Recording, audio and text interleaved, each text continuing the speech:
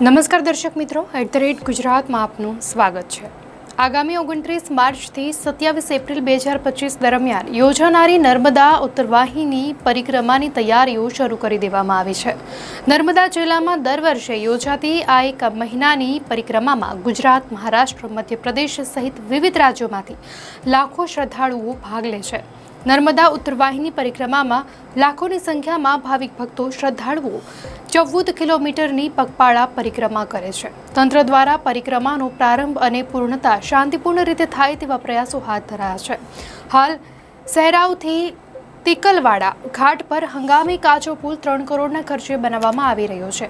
ગુજરાત પવિત્ર યાત્રાધામ વિકાસ બોર્ડના પ્રતિનિધિઓએ વિડીયો પ્રેઝન્ટેશન દ્વારા સુવિધાઓ અને બ્રાન્ડિંગની રૂપરેખા રજૂ કરી।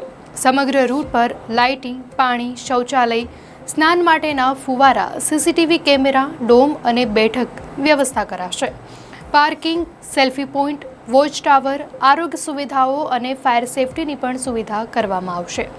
તો અધિકારીઓએ પરિક્રમાના રૂટની મુલાકાત લીધી હતી। આ સંયુક્ત વિઝિટમાં સિંચાઈ વિભાગ, ARTO, પોલીસ વિભાગ, ખેતીવાડી, માર્ગ મકાન વિભાગ તથા પરિક્રમા સાથે સંકળાયેલા અધિકારીઓ સામેલ થયા હતા। શ્રદ્ધાળુઓની સુવિધા અને સલામતી માટે તમામ જરૂરી વ્યવસ્થાઓ ગોઠવવામાં આવી રહી છે।